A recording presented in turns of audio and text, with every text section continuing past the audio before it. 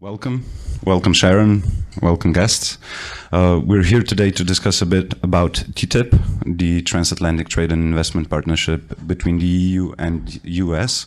I would go for a more relaxed style, so I would give a couple of questions to Sharon and then we could just discuss it with the public if go for questions that you would have or things that you would like to comment on her views, etc. But for starters, Sharon, could I please ask you to present yourself, because I'm still having troubles with getting the state legislator thing understandable. Okay, well, thank you very much for this. And, you know, basically this is the next to last stop on a tour that started in Rome on some day last week. It's been 10 days total. I guess day number 10 is tomorrow. So it's been kind of crazy. Every place I've been in 5 different cities, not counting going through Turkey and Croatia on the way to and fro. So I do apologize for being late, but if you're having a really good discussion with a government minister, it's very hard to break away because you feel like here's someone who can make a difference. So, so that said, I have spent my life working, basically doing public interest law, mostly starting out as an environmental lawyer, working with people who were concerned about being exposed to toxic waste and environmental pollution. Often very poor people. We say environmental justice, where things are located in areas where people, you know, are sort of less well educated, don't have a lot of money and resources to fight. They're never put near the expensive neighborhoods. So that was my background, and I did that work for a number of years and lobbied our legislature.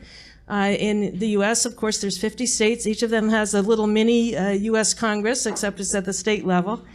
And I got frustrated with sort of begging legislators, parliamentarians, to do what I wanted. So I finally ran for office myself.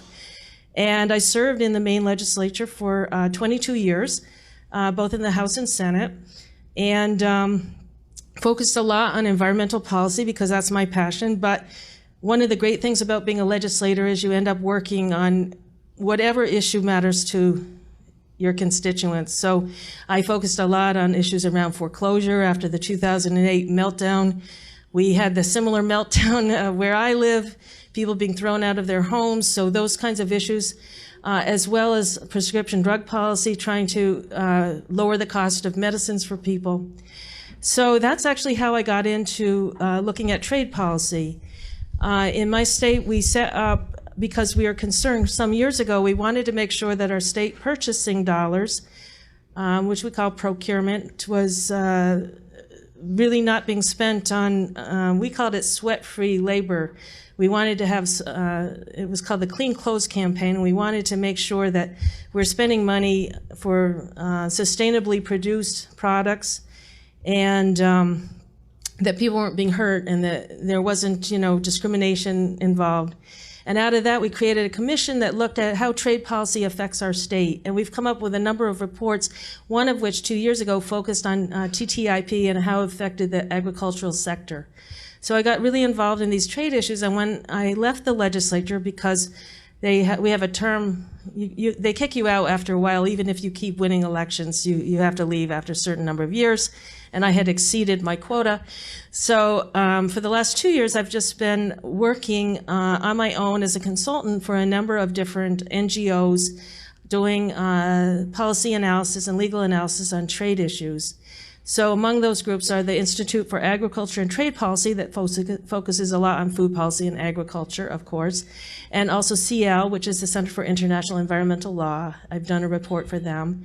And I've come over to the EU a couple of times to meet with members of the European Parliament and talk to them about a US perspective on TTIP.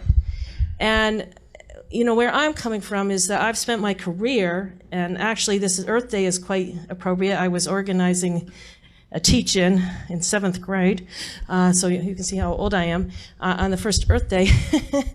But I spent my career, you know, working on ways to protect the public from toxic chemicals and, you know, to work for a more just world.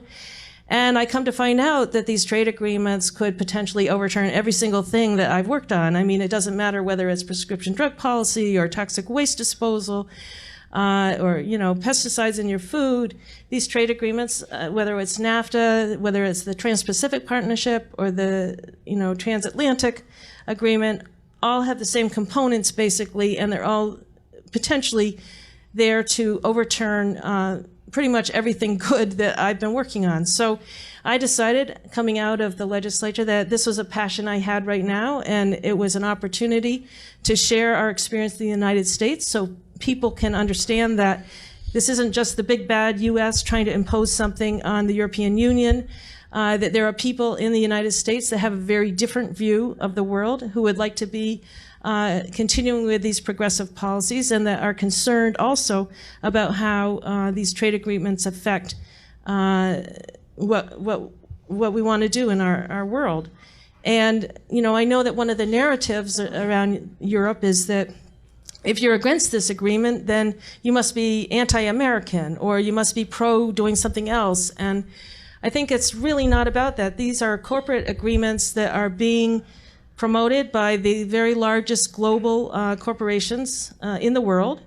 And that is who is behind them. And it's true that our mutual governments are sort of standing in the shoes of those corporations when they negotiate, because they view themselves as really representing those companies, I think. And this is what trade is about. You represent those companies. And trade can be much more than that.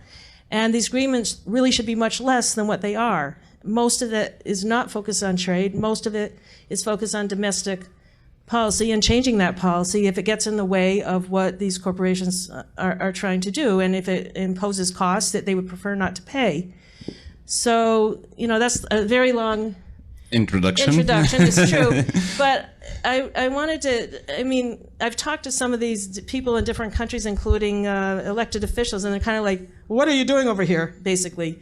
What axe do you have to grind, to use a colloquial expression? And it really comes from a deep place of having worked my life on these issues and wanting to continue to make sure that they aren't overridden by one of these trade agreements. And due to the fact that you've been dealing with trade issues for so long, you're now a member of some sort of an intergovernmental panel at the U.S. Office of Trade, something like that, which means you do have some access to the super secretive documents, the American position. Could you elaborate on that? Where did you get to read them? This is a leading question.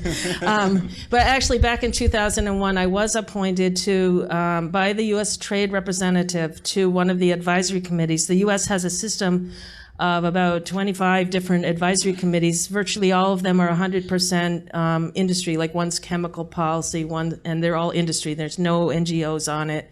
One's, pharmaceutical policy, they're just on all these different, so anyway, one of them is state and local government. And at the time I was a legislator, so some people advocated for me to be on it, and they didn't know me from anybody, so now they do, but too late. So anyway, I do get to see some of the texts that the U.S. government is proposing. I don't get to see consolidated text generally. However, when the Trans-Pacific Partnership was in almost final form, it hadn't been signed yet by the parties, but much of it was in consolidated form. I was allowed to read it. Of course, it was, 6,000 pages long. And I had to go to the local FBI. Well, first they said you have to go down to the U.S. Trade Representative's office, which is in Washington, D.C. I live in the hinterlands. That means I live practically in Canada, and I'm not about to pay out of my personal pocket airfare down to Washington, D.C. So I said, well, you're going to have to come up with a different policy for me. Pretty much everyone on these committees is a Washington lobbyist, so fine. So they said, okay, we'll figure it out. So they said, okay, you can read it at the local FBI office.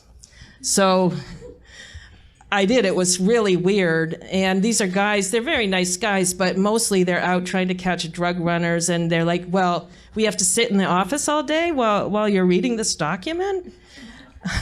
I said, well, yeah, they called up and they said, we can't just leave her here, No, you got to watch and make sure like I didn't secret it in my clothing or something. So I showed Andre, I actually snapped a shot of this FBI badge on the wall. But then I thought, maybe they're They're watching me.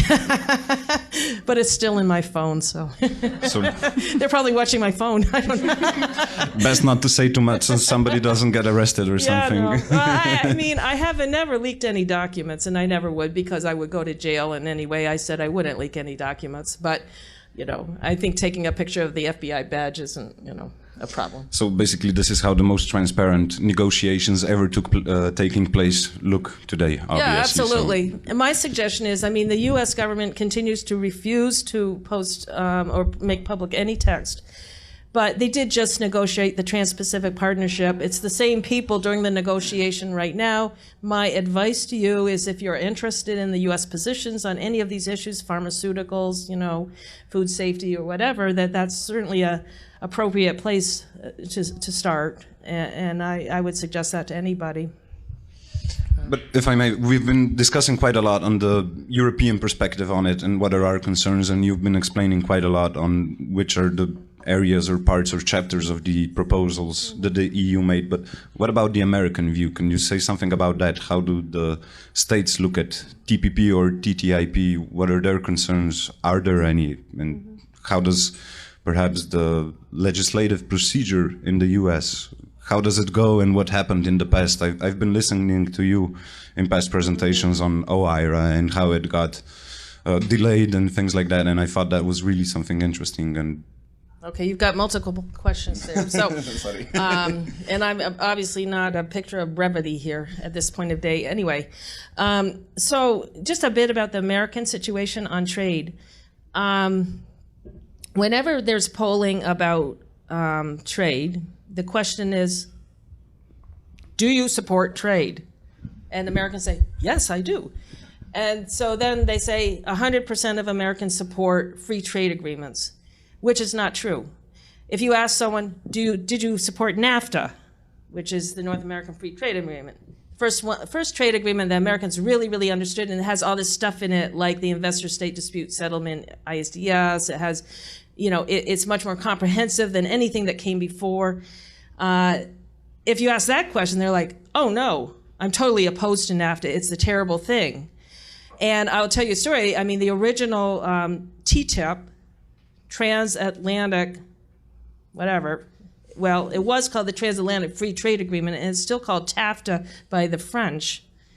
But U.S. Trade Representative heard TAFTA. It sounds an awful like NAFTA, and I think they changed the acronym for it. Of course, be careful what you wish for, because TTIP sounds a lot like, or TTIP sounds a lot like TPP.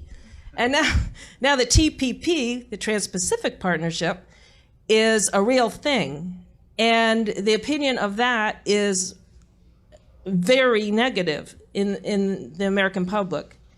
And that negativity is reflected perfectly by the four top presidential candidates, Hillary Clinton and Bernie Sanders on the Democratic side, Donald Trump and Ted Cruz on the Republican side, 100% against the Trans-Pacific Partnership.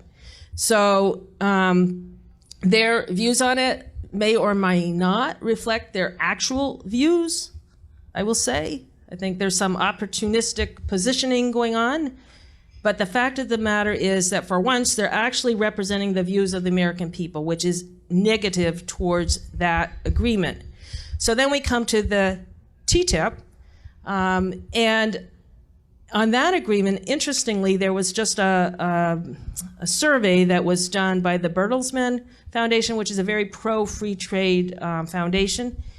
And they did some polling in Germany and the US, and they found, no surprise, that the TPP is toxic in the United States. But not only that, but there was, and I don't have the exact numbers, but the support for the transatlantic agreement with the EU has just plummeted. And people aren't necessarily against it yet, but the same number of people that used to say they were for it now say they don't know enough about it to have an opinion. So, which is a very good wait and see attitude. They're not against it yet, although there's more against than for among the small number that knew enough. But they know from the Trans-Pacific Partnership that this is something they should worry about. So it's our job in civil society to explain to people that these two agreements are going to be virtually identical. And that in some ways, the transatlantic agreement is actually more dangerous to democracy because, and to the things that people care about, because there is an overarching push to change domestic policy that is overt in the EU agreement that's front and center, which is the regulatory cooperation provisions, and the emphasis on really changing the way policy is made in a pretty dramatic way. And so that is also in some of these other agreements, but a lot of it was left very vague, and it wasn't the primary motivation of the businesses and the negotiators. In this case, it's quite different. You have the American Chamber of Commerce as well as the pesticide industry both coming up with their own industry versions of regulatory cooperation. There was the high-level working group that preceded the negotiations on TTIP, and that involved businesses on both sides of the Atlantic. And a primary goal of theirs was changing domestic regulation and the procedures by which it's adopted. And now we have the EU's proposal, which is quite aggressive and includes all kinds of provisions that we've never seen before in terms of early warning systems about legislation that might affect trade, in terms of having consultations between the countries in advance to make sure that it doesn't burden trade any more than necessary or cost too much, essentially. And so it's by far, in my opinion, more concerning even than the Trans-Pacific Partnership. So, Ira, if you still feel want like me to get into that? I think it's a good. I think It it's is, okay. illustrative. So in the U.S., part of what is going on also in TTIP is that the United States would like to put into the European Union context some of the ways that we, the procedures that we follow in coming up with regulations. And some of those are concerning because they look a lot like what this regulatory cooperation might really end up being. So in the United States, we have something called notice and comment, which on some levels isn't too bad. It's about an opportunity to comment and propose rules. And they are public comments, so I can read what the industry says about not regulating chemicals. They can read what I say, and then I can read what the agency says. Well, we're going to change it this way or that way, take into consideration. So that's not too bad. The only problem is it can go on for a really long time because the agency always has to keep going back to the drawing boards and come up with new versions based on new studies that the industry produces, and sometimes this goes on for years and years and years. So that's notice and comment. But then in addition to notice and comment, we have an office that was set up during Ronald Reagan's years, but it has continued to grow and affect policy ever since. And that office is called the Office of Information and Regulatory Affairs, or OIRA. And I will say that until I started working on trade, I didn't even know about this office. So it's not like a high-profile thing that most people know about. But what happens there is that so-called significant regulations, which just happen to be pretty much any environmental or agricultural regulation, okay, whether it's, quote, significant or not, is sort of set aside for additional review. And they have additional cost-benefit analysis and additional regulatory impact analysis. And it's not done by the original agency. So let's say it was the Environmental Protection Agency came up with a new rule to regulate runoff from giant feedlots of cattle that are, crammed together. And this is a real story. So crammed together feedlots. So they come up with a new rule to just require reporting of what is coming off that feedlot into the water. So somebody, usually an industry instigation, says, we really want you to take a look at this rule and do extra studies about whether it's really effective and is supported by the data and the costs are worth the benefits. And it goes into this office, and sometimes it sits there for years, even though there's a 90-day deadline for going in and coming out again. It sits there for years. And what also happens, so these studies are being done, and at the same time the rule is sitting in this office somewhere, industry comes in and meets with these trade, well, they're not from the EPA, so they're just like looking at all regulations. I guess it's like your better regulation thing. I think it's kind of similar that the commission has adopted. And so there's a lot of private meetings, and those meetings are significantly more from the business side than civil society. I mean, significantly. It's like 65 or 70% or 80% is business associations and businesses. And the sort of public interest participation is very limited. They're private meetings, so there's no minutes. Certainly, it's not posted on the internet like the notice to comment thing. And essentially, it's a private way of changing the rule. And to me, it looks a lot like what's been proposed in the regulatory cooperation provisions of the TTIP. And I think it's quite likely that it's exactly what would happen. And we now have studies from Lobby Control and Corporate Europe Observatory, which look at informal regulatory cooperation that's gone on over the last couple of years between the European Union and the US. And they have come up with 6 case studies that show how even informal voluntary regulatory cooperation, which is these discussions, these private discussions, has ended up delaying, weakening rules. And that's the other thing. Every rule that goes into this office comes out weak, or it just never happens. It's just delayed. And there's some really fat studies with great pictures, charts on them that show that data. So, it's not just our gut feeling that it would be bad, there's evidence. You said before that many in the polls in Germany said we don't know enough about it. So in U.S. In U.S. I'm sorry. So Germany knows a lot about it. Germany knows a lot about it. Yeah, that's true. Then I got you wrong. I'm sorry. Would you say that I would guess that this regulatory bit is definitely something people should know about, that this regulatory cooperation is basically the heart of the whole thing in the case of TTIP. Is there anything besides that you would see as potentially equally dangerous, or a warning system, some sort of an alert issue to the people? What would be besides?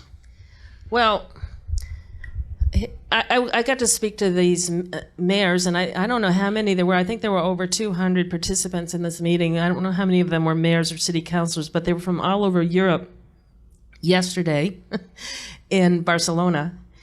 And now I'm spacing out again. I'm so tired. Okay, so I had to give a speech. I had to give a speech to them, and what I said to them is what I'd like to say to you. I think, there's a lot that's bad in these proposals, because each section, whether it's food safety or chemicals or whatever, has very specific language that's supposed to guide what kind of rules and regulations can be done. It's very, very specific. And those are they call them the sectoral chapters. But regulatory cooperation sort of applies over everything, and so does the ISDS, or as it's been rebranded, the ICS. And I think those things are really completely undemocratic, and I think very dangerous. And I also think they're sort of two sides of the same coin. On the one hand, you have regulatory cooperation, which is an opportunity for these very large corporations to try to influence the content of regulations sort of before they actually are put into place. So there would be some agreement potentially between the European Union and the US that before we regulate this pesticide, we're going to agree that it won't, that it'll be the same regulation and it won't go beyond, say, this international standard, which may be a weaker standard than it generally is right now, a weaker standard than what's in place in either country. So, if business gets what it wants, then they result in a weaker standard in both countries, and they're happy and they go home. Unfortunately, we get stuck with the consequences, which could be exposure to toxic chemicals. It could be, a water system that's run by a company that has no regard for public health or the cost of the water. It could be any of those things. But let's say those regulators don't agree, and maybe somebody in the European Union side says, no way, we're not going to agree to go with this low standard. We're going to stick to the highest standard going forward, and we're going to do that. And then you have the opportunity under the ISDS system, which gives the opportunity for the corporation that didn't get what they wanted in the regulation to go to arbitration before some potentially conflicted trade lawyers to decide whether or not your new regulation violates the trade agreement. And this system, which the Commission has now come up with a new version that they call a court, and I just want to be very clear that there's basically nothing about this new system or the original ISDS that is like a court. I mean, I'm a lawyer, I've had to go to court, I've had to appear before judges, which in our country are often appointed for life or a term of office. They can't take other jobs. They have to follow precedent, which means that cases follow one after another, so they build on law. You can't take, one set of facts over here and say, okay, this violates the law, and then over here take the same exact facts and say, but this doesn't violate the law. You can't do that, but in an arbitration system, you can. So the whole system is designed to make it easier for large corporations, and they are large because it costs millions of dollars just to participate in this ISDS system, but it enables them to avoid the court system, which would be a more fair system, and to basically make their case under trade law, which is not the same as what's in your constitutions and your statutes, so or, your legislation. So in our country, we've had a major effort by corporations that have tried to force state and local governments and the federal government to pay their costs when they say this regulation has made us lose money. So you should pay us those costs. And under the US Constitution, basically, they almost always lose those cases. Our Constitution doesn't allow for that, basically. I mean, there's some circumstances, but very rarely. But under the trade agreement, that's the basic case. And corporations come in with extremely speculative claims based on the fact that they thought they were going to get a permit, and they didn't, but they should have, essentially. I mean, right now, the company that wants to build the Keystone XL pipeline across the United States to bring oil from Canada across the country, that permit was denied, and they filed one of these cases under NAFTA, but it would be the same type of case under the TTIP, exactly the same. And they are saying, you gave Mexico a permit, some years ago. We fully expected you to give us a permit. You didn't. That's unfair. So we should have $15 billion, That's the amount, $15 billion. Yeah, they're asking for $15 billion. They say, we would have made $15 billion that we're not making now, so give it to us. So, the problem with that is, there's many problems, but one is, here we are trying to address climate issues. President Obama was finally convinced by lots of public action and pressure from citizens that it would be a huge mistake to approve this pipeline permit, particularly because of climate concerns. And so it's like saying that, when you change, you have more information, now you really have to do something about climate. You didn't know that back when Mexico, asked for this permit 5 or 10 years ago. Now you know. And the corporation could go to ISDS and say, well, so what? You can never change your mind. You can never, change policy based on new information. You can never change it based on new appreciation of values, such as animal welfare. Now we care about animals. Back in 1772, we didn't care about animals. Now we do. Tough luck. That's a change in policy. And so they bring an ISDS case. So to me, these are fundamentally undemocratic provisions, both the regulatory cooperation, which kind of messes around with you ahead of time, and the ISDS, which is intended to overturn what you do if they don't like it. And of course, it has an effect even if cases aren't filed, because there's a natural reluctance on the part of those who make policy to be sued. Let's face it. And, you know, so there's a tendency to just kind of weaken the policy ahead of time to make sure that nobody challenges you later on. And that's a really it happens all the time. It certainly did when I was in our legislature. If there was a threat of a suit, half the legislators right away would say, oh no, well, we can't do it, even if there was no merit to the claim. You actually stole my question because it was exactly about Keystone, and I think you basically more or less explained everything about it, because the way I understand it, the permit was revoked or not issued because of the protests and the public pressure that went on for quite a while on President Obama to not do it. And when there was this finally some sort of a victory when Obama said we're not going to do it, bam, you get that claim for $15 billion of compensation. I'll give you a minute to rest, and I'll perhaps just point to the CETA, the Canadian agreement, and what our other guest today from Canada, Maud Barlow, was saying and warning that basically even if we don't get TTIP, it's the same if we sign CETA, if not even worse, because how many? I think it was 42,000. Yeah, 42,000 or U.S. companies that operate in Canada that could use the CETA to sue the European Union. And I think it's a lesson learned that basically there's no nationality when it comes to a company. It's just, do they have a some sort of a company, a branch in that country? Does that country have a investment treaty, any form with investment protection in it? And then they can go and jump for it. So I think it's really important not having any of these sort of agreements with investment protection in them. And I'm bringing this up because obviously there will be, in the following days and months, there will be a decision on CETA.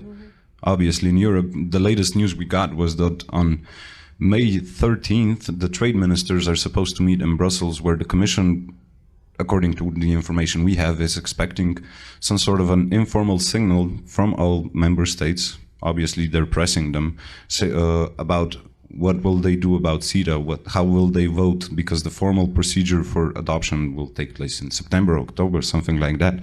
That's why I wanted to warn about CETA, because basically it has this investment protection mechanism, ICS, which is also illustrative because you were saying before TAFTA sounds too much like NAFTA, so let's go to TTIP. And when ISDS became so known, they went for the ICS, but basically there was no true substantial changes made in it. If you don't mind, I would open the floor. Any questions from the public? Do we want to pass around a mic? I think we can hear each other, no? Yeah, but it's me, Mania.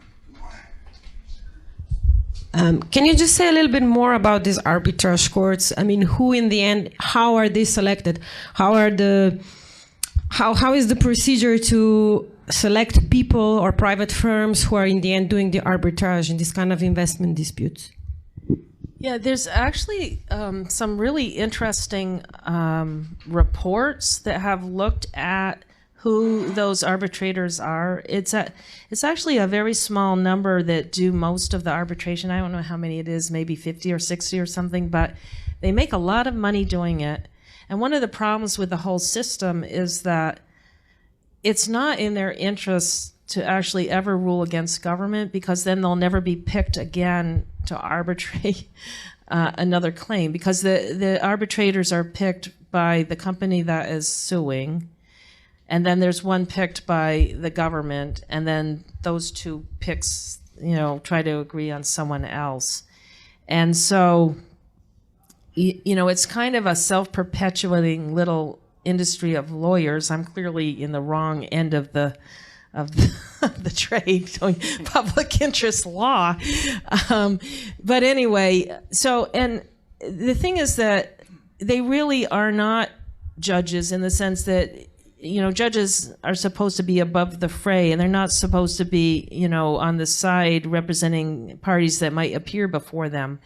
But in the case of these trade arbitrators, they do. I mean, they represent this company over here, and then they're judging over here, you know, in an arbitration, and then that same company could come and, you know, bring a case very similar to one that they're ruling on. So it's sort of a revolving door in a way, which is a real problem anyway with just trade negotiators. So, like in the U.S., and I don't know that I can't speak to the European Union negotiators, but there's a lot of people that go back and forth between being industry lobbyists and then they become trade negotiators in the subject matter that the industry cares about, and then they may go back over, you know, and there's a lot of people like that.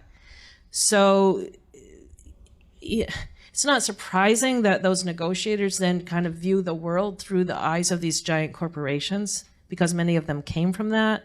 But that is their view of the world. And unfortunately, the way these agreements are written, it really promotes the trade interests above all of those other interests of environmental protection or consumers' health or, you know, prescription drug prices. And, you know, a concern I have, again, that's really, you know, we work hard to pass a law in the United States that say on environmental protection, and it actually says that financial considerations shouldn't be paramount. You know, there's some U.S. laws that are kind of good that way, and they actually say you should do what's best for public health. This is not about a cost-benefit analysis. But that really gets overridden by this trade agreement, which, in my view, it's sort of inconsistent with the overall constitutional form of government that we have. But it seems to be, you know, we are allowing it to happen, I guess. I guess that's it. I mean, I think people have to say this is unacceptable. It's taking away our right to determine what kind of life we have and what kind of planet we have, and we need to take it back. I was actually reading one of these reports that you mentioned on arbitrators and revolving doors and how many are there and how much money they make. I'm not sure. I think it was titled "Profiting from Injustice," but I think that was one of them, and it was really illustrative. It gave names. It said this companies, these people, these cases, this much money. And there was one case, a guy from Netherlands. He was actually first a public official working for the trade ministry, concluding BEATs, bilateral investment treaties that have investment protection. And the way I remember is that the Netherlands are very famous for their investment protection mechanisms that are really loose, meaning that they're really kind towards corporations or the ones that would file for a suit. And after he concluded a couple of these BEATs, he went into arbitrator waters. And now he's obviously in the lucrative business, the other side of the, how would I say, the door. And he's going to investment conferences, making serious sums with just holding speeches and going playing as an arbitrator in cases. So it's really a big issue. And I forgot the name. I mentioned it at one of the meetings at our Ministry of Trade, and they immediately said, "Oh yeah, that's the guy." They knew him. So it's not a secret. You just need somebody.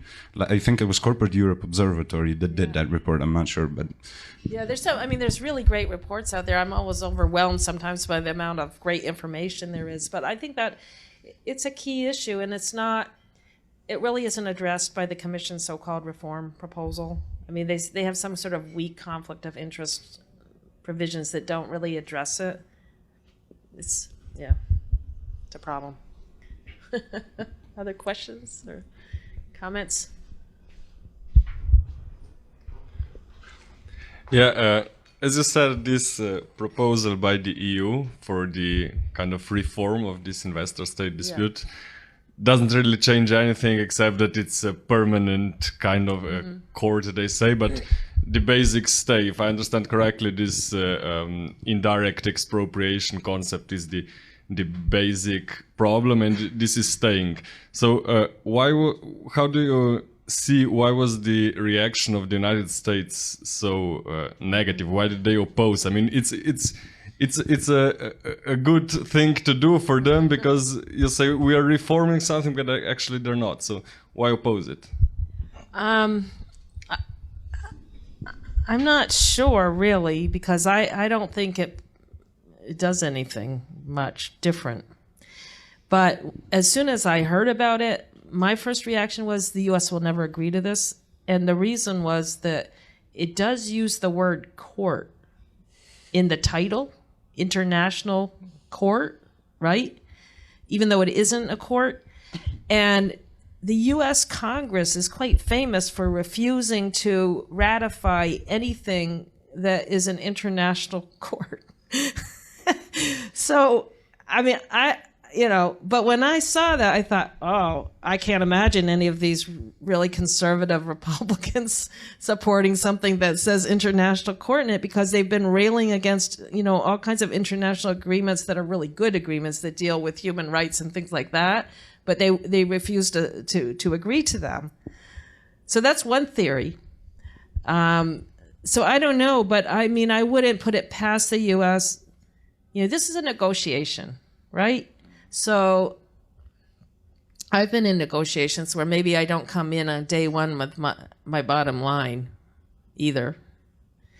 And so sometimes, there may be, objections to things in order to get something else. And then in the end you say, oh yeah, well, okay, we'll go along with this, but only if you do all these other things that you've been refusing to do, because this is such a huge change, and et cetera, and that's a negotiating technique. So that might be some of it too. I don't know, but. I think there's actually, there was quite a lot of public discussion between them. We'll trade you our European farming for your public procurement. Yeah. And they call it end game, meaning that the more we approach towards the end, the harder nuts will start to crack, and we're about to lose our farming, but we'll get your procurement and stuff like that. And they're not even hiding it. I mean, they call it. I mean, that's when it's really bad, because it's trading things that are completely unrelated. It's like a political. And we're going into that phase. Well, I don't know. They say that, but I mean, they're still posting initial text on a lot of areas, and I think some of that is political spin. Like the Obama visit in Hanover. Well, on Monday, I mean, if you talk about it enough, and certainly in the United States, this is often the way. If you say things enough times in public, even if it's completely false, people start to believe that that's in fact what's going on. So governments will keep the right to regulate, being one of those claims. I actually think that there's something to that. I mean, I think it's important for people to just say, no, TTIP won't. It's not going to happen. I don't believe it's going to happen. Right there, I said that yesterday at the mayor's meeting. I mean, I just felt like something's changed. There's this mayor's meeting where people from all over Europe were there to say, we care as mayors, we're not being consulted, but this is going to affect our ability to change from what was a privatized water service back into something else. I mean, that is very clear. All these agreements make it almost impossible to change back once you've privatized something. And, this is a huge issue all over the world.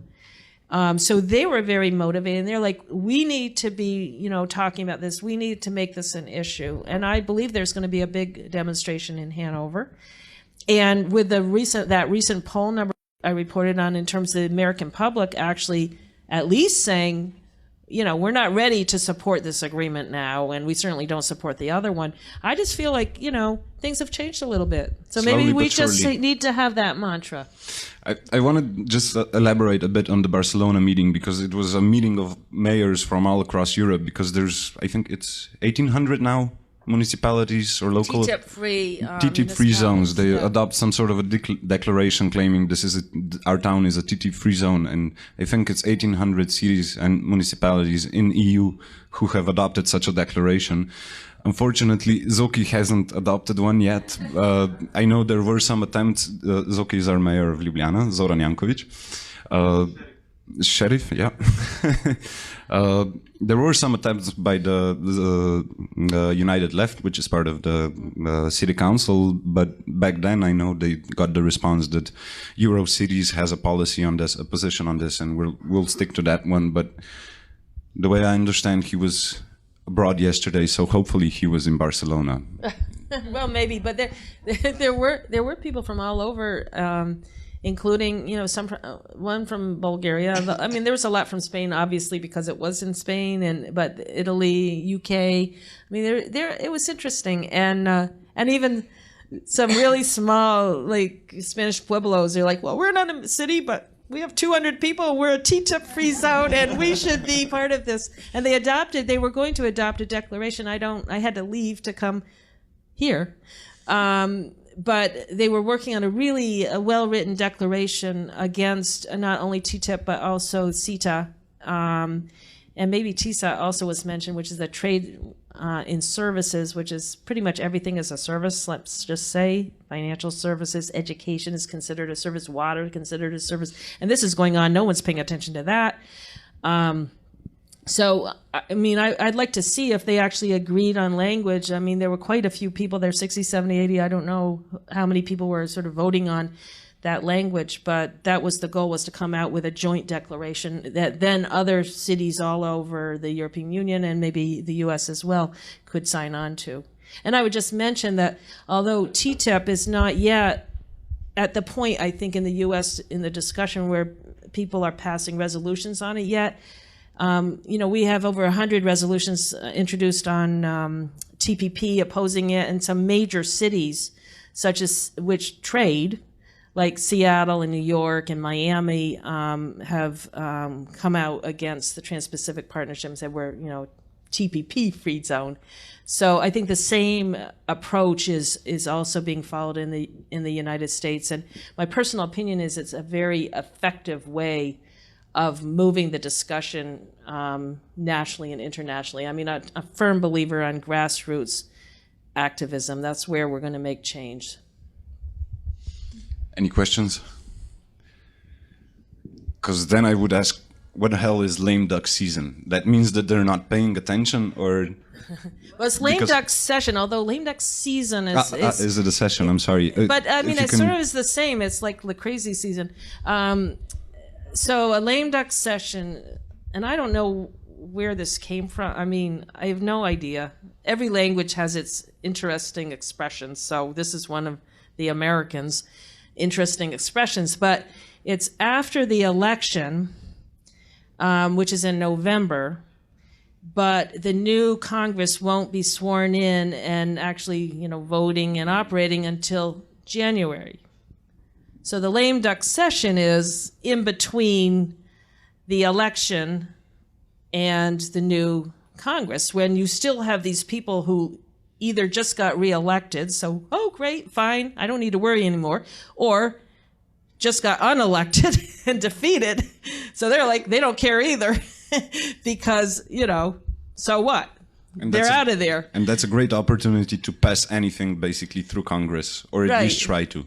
But the thing is, I mean, many of us thought, well, what's going to happen, because they don't have the votes before the election, but they'll come after the election during this lame duck. But I think now that might not even happen, because you have this phenomenon where the presidential candidates are trying to outdo each other in being more anti-TPP.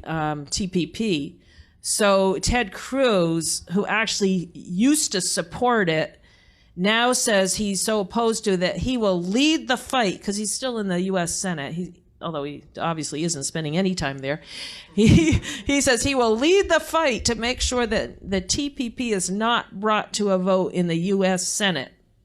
So he's trying to outdo Donald Trump, So I think it would be very difficult, to do it. They want to, probably. I mean, they meaning the Obama administration, because he really wants to get this done before he's out of office. Why? I don't know.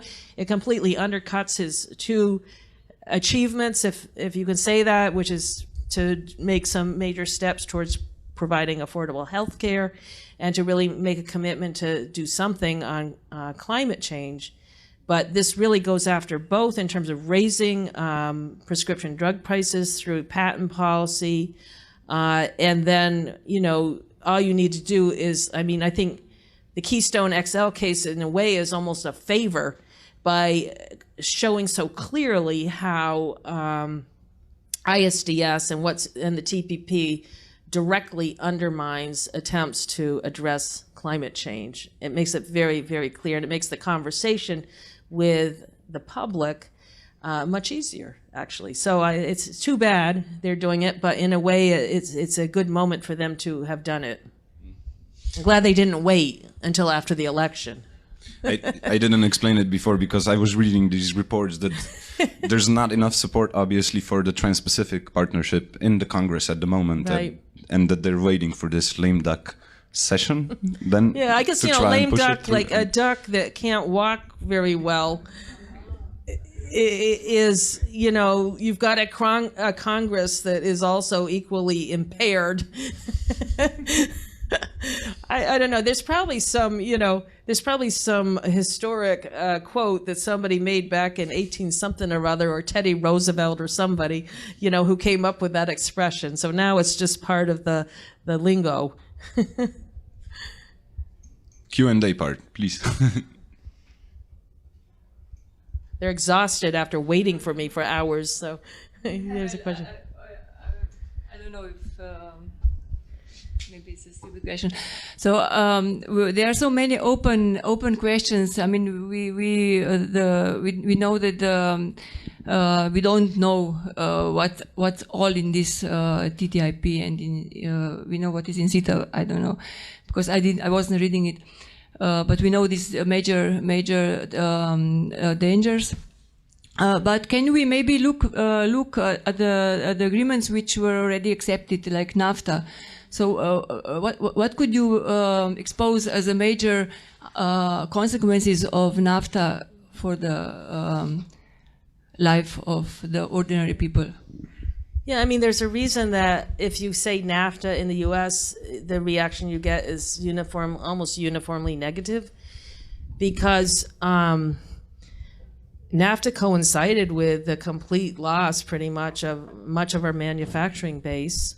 I represented a Senate district for 8 years. There were 3 papers. It was a small district, 65 miles, so, you know, more kilometers, but still from one end to the other, 11 towns, municipalities. And there were 3 paper mills. There were 2 textile mills. There was a shoe factory. And within the time frame of my being in office, those 8 years, which was sort of, you know, after NAFTA had gone into effect for a little bit, like a decade, you know, they were all closed. I mean, there's almost no manufacturing left there. And that's very, I mean, that was repeated all over our state, and it's repeated all over the country. I was speaking at a conference in Chicago, and my friend I was going with, a labor conference, convinced me to ride the train one way, which is a long trip. And it's all through what we call the Rust Belt, because there are all these rusted out factories that are all closed. And we have a program in the United States called the Trade Adjustment Assistance Program. And so when there's a closure of a plant, you know, the U.S. Department of Labor comes in and certifies whether or not this was because of trade agreement. So when these plants closed in my district, every single one of them was certified by the U.S. government as this is because of the trade agreement. And so then people could get this job training, which basically was very, you know, useless to most people, because if you've been working in a factory and you're 50 years old, and you've been working in a factory since you were 18, maybe, you haven't been to higher education, you know, have no university or anything, you're not going to be trained to do a job that pays anywhere near, these are jobs that paid fairly well for the United States, that had pensions, that had sick days. Most people in the U.S., there's no mandatory time off when you're sick, you know. They may not have vacation time. I mean, jobs, we don't have the same kind of social policies that are fairly common here. And so what's left is, you know, taking a job in the service industry, and it's not like they're not going to go be bankers all of a sudden. They're going to be working at McDonald's or in a warehouse somewhere that much lower, or on the phones with telemarketing, you know, for a credit card company, except that then all of that moved to India, you know. or some other place. So the jobs impact has been significant. I think people are less aware of the policy impacts, but I think those are there as well. And so what we've seen, I mean, one of the areas I'm working on right now is agriculture, and I'm doing a paper for the Institute on Agriculture and Trade Policy on the meat industry and what might happen because of TTIP.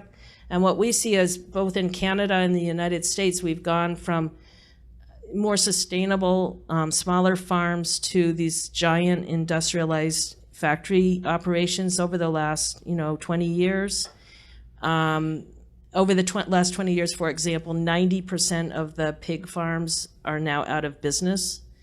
And those that are left are just working for a couple of giant conglomerate international companies. And they're actually not independent farmers anymore. They work under this contract. And they're treated very badly, and financially it doesn't pay because they're paid, very little for what they do, and they take on big loans from the banks to try to fund their operations. It's a horrible model, and so it's changed.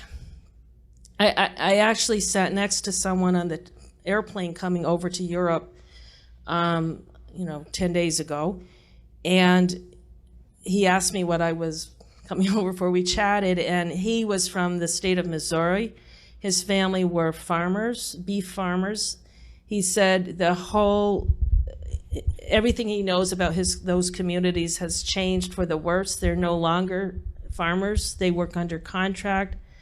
It was quite an emotional discussion because it's about the quality of the food that is created with all these hormones and all of this stuff, but it's also about what is it doing to your community and to the life that people live. And he said, my family is no longer, my sister is still the farmer, but she just sits in front of the TV now. At the end of the day, it's a whole different thing. And it was just very, very interesting and sad. And, so to me, where I live, we're trying to change. We don't have those kinds of big farms. We still have smaller farms, and we want to keep them, and we want to grow, have more of them. And we're attracting young people to come to our state to become farmers, which is very, most places the farmers are just getting older and older because nobody younger is starting up again in the U.S.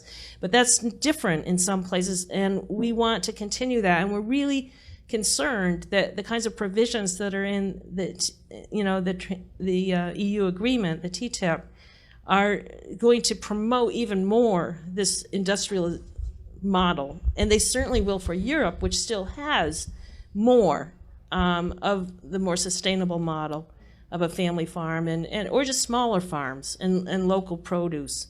So that's a huge concern. And just, I've been, some of these presentations I've been with Maud Barlow from Canada, and I didn't know this so much, but just like the US, there's no labeling of GMO foods in Canada. Their environmental regulations now are even weaker than the US in many respects. They grow huge amounts of GMO food, which is, in our food in the US. It's in everything that you buy in the grocery store that's in a package, So, and it's not labeled, so you have no idea what you're eating. And this is what the European Union is going to be competing against, and there's going to be tremendous pressure through this trade agreement to move towards that same unregulated model. It's going to be very hard to resist it, and these regulatory cooperation provisions are definitely designed to really assist that transition to that lower standard. And I think that's what's going to happen. I really do, if this trade agreement goes through. I feel this was the perfect ending where we should now you know what's about to follow if we adopt TTIP. No, joke aside, if there are any other questions, otherwise I would